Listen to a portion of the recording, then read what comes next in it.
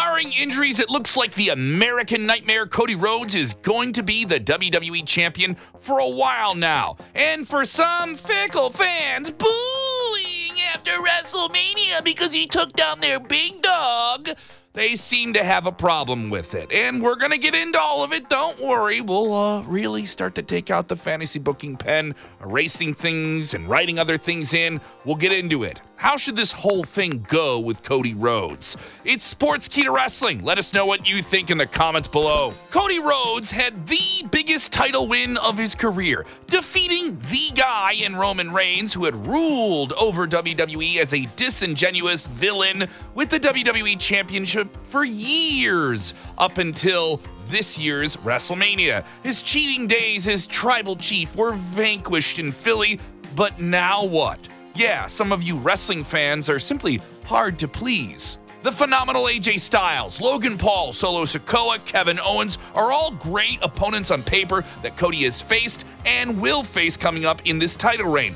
But when you take out the magnifying glass and we get the tweezers, this title defense doesn't feel like it has the same momentum it should after such a big title change. There have been some stellar matches that Cody Rhodes has had, undeniably strong matches. He's a fighting champion, the antithesis of the previous champion, the champion that Roman Reigns was, who was barely present and quite part-time, but that was a part of the appeal. Sorry, some of you have to acknowledge that. Yet, for some of you, the sake of arguing and just getting into who should be and who should be not in this, Cody still humbled Roman, the villain, at WrestleMania. But has the high continued? The natural question, how do you follow up that emotional high that was built for years and years and played out at WrestleMania and simply keep it going? It's pretty hard to do. In the months that have followed since WrestleMania, diehard fans have seen Rhodes deliver stellar matches, but the chronic critiques and fickleness of some fans simply haven't relented. They want upheaval. Yes, always want upheaval, and are asking the simple question, who will defeat Rhodes for the WWE Championship? Is it still The Rock who is teased immediately after WrestleMania? Roman Reigns' shadow still looming over WWE after such a long title reign? The bloodline drama that never seems to relent? And everyone else associated with it still kind of haunts WWE while Cody's the defending champion. There was that entire Solo Sikoa feud that built to SummerSlam. Solo Sikoa stepped up in a big way post-WrestleMania, but there's just something that seems missing that hasn't allowed him to be as credible as he's being made out to be. What we mean is that despite the fact that he took over control of the bloodline, introduced new members to the group, became the leader, and stepped up against Cody Rhodes, he still seems like he isn't WWE Championship material. And here's the counter-argument to that. That's the idea. The idea is he has usurped power without being someone we feel has earned the role to be the leader and title challenger he's supposed to be. Yeah, he isn't worth it, but that's the idea to make him booable. And even before this, Jacob Fatu came into the scene of WWE, and there were rumors that some WWE officials were worried that he would overshadow Solo Sikoa, and it took him less than 2 months to do that in the eyes of, you know, plenty of vocal fans. Not only that, but Solo's rivalry was overshadowed by the fact that everyone was just like, hey, when's Roman coming back? Yeah, when Cody Rhodes beat Solo Sikoa, people weren't talking about the match, though it was good. Don't sleep on the match. They were talking about Roman Reigns returning. Roman's reign is back, and the Ulafala necklace seems to be the most important prize on SmackDown in the most important storyline, and everyone's like, but what about Cody? What about Cody? Yeah, we wanted Cody before WrestleMania. Do you still want Cody now? Cody felt like he was a side character, but he's supposed to be the champion. He's supposed to be the man. Cody, meanwhile, is granted a title shot to the always game to steal the show, the prize fighter, Kevin Owens, for Bash in Berlin. But as we record this, it doesn't seem like there's a simmering feeling of a title change coming at all. Cody and Owens can tear it down bell to bell. And the circumstances, though, don't leave us feel like the drama's dripping off the screen. It's interesting, but it doesn't have, you know, the feeling we've had with Cody before. The main thing we've seen in the build to Bash between Cody and Owens is a tease of KO turning heelish once again. That's something that's yet to happen at the moment as we record this, and it's intriguing, but maybe it's just trying to build up months of anticipation in a few weeks that doesn't just match. Before SummerSlam, it was Randy Orton who seemed pegged to turn on Cody Rhodes and become a Viper once more, but he slithered away from that path because he was, subtly eyeing the WWE Championship. But Orton going over to Raw to face Gunther, since they have unfinished business, because, that makes sense. They have history. Play on it. When there's so much happening with the World Heavyweight title scene on Raw, it's hard not to see why maybe it is a little more intriguing than what's going on with the WWE Championship scene over on SmackDown with Cody. And we should mention in our other videos, this isn't exactly the American Nightmare's fault, because he's still the guy. People still lose their minds for Cody. Fans go, yes, and sing along with Downstate every time he hits the ring. The demographics across the board love the modern-day Captain America that is Cody. But what's the issue? Maybe a superstar being great doesn't translate to a great story. It's a coordinated effort, and it isn't the worst thing in the world. We just want it to be great, right? We'd argue the biggest issue so far has been there was so much emphasis on the years on who would dethrone Roman Reigns, but after it, it's the what next problem we keep coming back to. It's not uncommon for good guys in wrestling to be hotter on the chase for the title than when they have the title. Let's make another example, another generation. Stone Cold Steve Austin. In his prime, there was nobody hotter than him. Nobody drew the ratings. It was the Attitude Era. We're talking the peak of wrestling many years ago. Stone Cold was the guy. But he was always just better chasing the title, maybe, than winning it. So before you call Cody a boring champion, try to use more than a few brain cells and remember that he's following the greatest world title reign of the 21st century, at least the most interesting one. And guess what? That world title reign was interesting for a lot of other reasons besides just Roman. And Cody's title scene has to be more interesting beyond just him.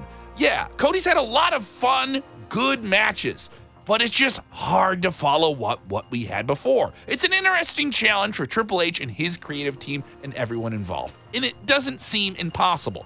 But apart from just the challenge of having to get through a reign and make it memorable, it's also how you end it in a big way. So let's get to that. That's been the big hook here, all right? So let's reel in this big mouth fantasy booking bass. We're talking about the guy who's gonna beat the guy who beat Roman Reigns. That has to be a special guy. It's not uncommon for good guys in wrestling to get the short title reigns, while big guys get the long ones. It's, building to a big title change, and that's what we got at WrestleMania 40. But in this case, we would argue that it's justified for Cody to hold the undisputed WWE Championship for over a year. Based on Raw after WrestleMania 40, that opening segment alone, the electricity between him and The Rock, it seems like WrestleMania 41, maybe night 2, could be headlined by Cody Rhodes taking on The Rock, once again coming in saying that he's the big superstar, the Hollywood guy who can just jump the line. It's a blockbuster match on paper, but The Rock isn't exactly sticking around long enough to have a run as Universal WWE Champion. During the Raw after WrestleMania, The Rock inserted a few words to kind of work around the possibility of his match against Cody being a non-title bout. He told Cody that whether he's the champion or not, the final boss will be coming for him. But in reality, Cody losing the title before WrestleMania seems like a bad idea. For one, it would break away from Triple H's more old-school mentality of long-term storytelling. Yes, sorry for you Gen Z fans, you have to be patient. Aside from that, who on the SmackDown roster possibly could dethrone Cody Rhodes? It may ruffle some feathers. Prepare for ruffled feathers. From where we stand, it should be a different choice. Someone you don't see coming, but someone who's there. Someone we've already talked about maybe jumping the line. Someone who's going to ruffle some feathers and howl at the moon.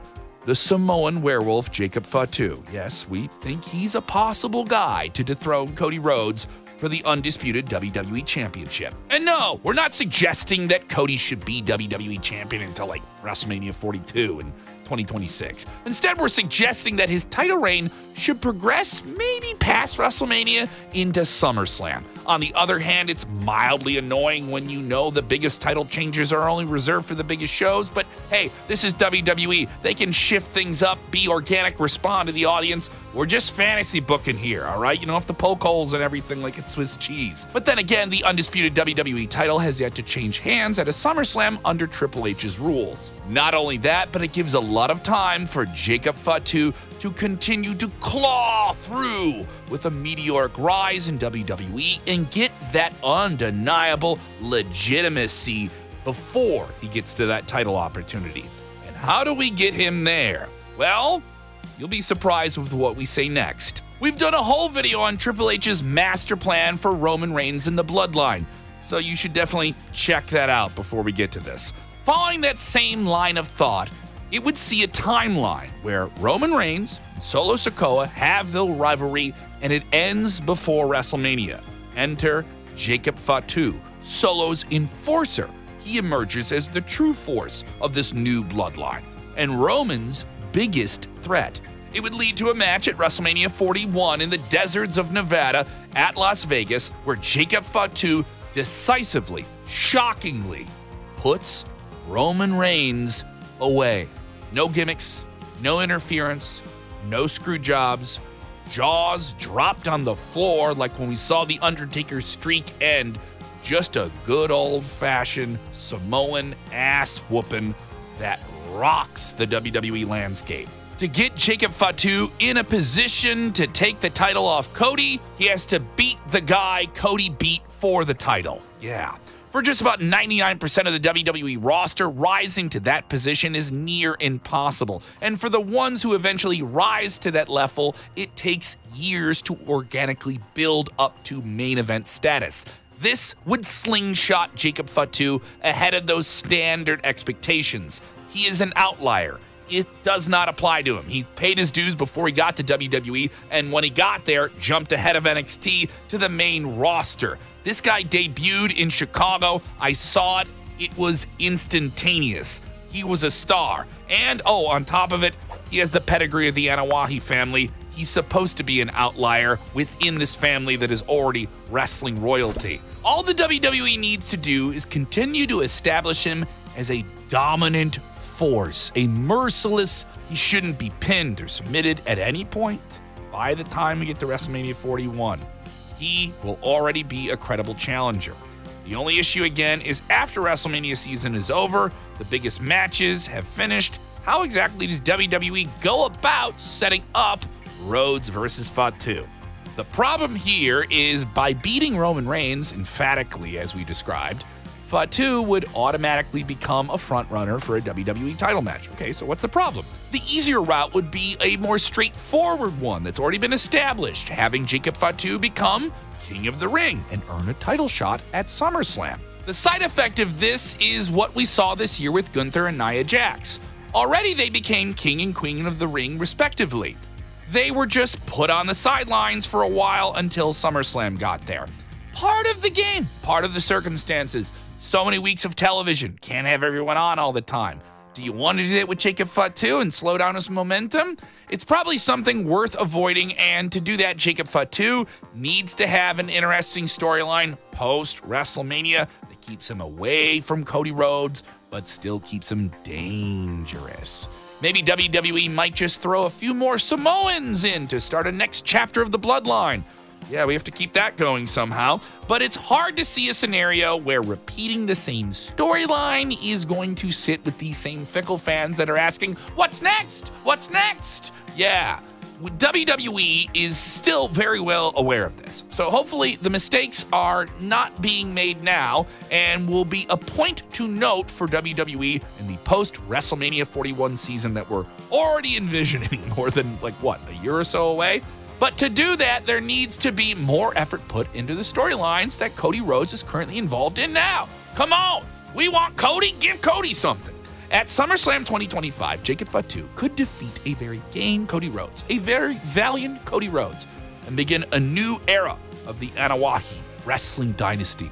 The stars seem to align perfectly for Fatu to take on Cody Rhodes and take on his throne. Not The Rock, not Roman Reigns, definitely not Solo Sikoa. I know some of you are still yelling about Solo Sikoa.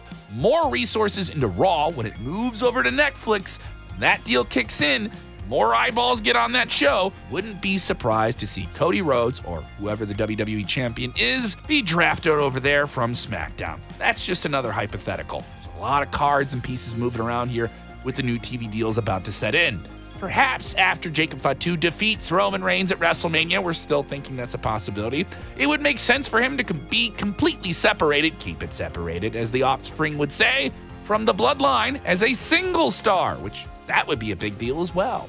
An additional benefit to having Cody move over to Raw is a new set of challengers, fresh faces, fresh storylines for him to continue his own legacy with the WWE Championship, so that might be a solution in keeping him fresh with the title. Either way, there doesn't seem to be another man on the roster more deserving and more interesting than maybe Jacob Fatu. And we know some of you are screaming at us, but he isn't ready. Maybe that's not the point. Do you think Jacob Fatu should be the one to dethrone Cody? Maybe you have someone else. We would love to hear your ideas. Maybe we can respond to your ideas in a future video. Just saying, who knows? We'll see. We're just fantasy booking, people. And as always, thanks for watching. And remember to hit the like button on this video. Come on, give it an old smash it with a thumb right there. Go thumb to thumb right now if you have a touch screen. Thank you. Always.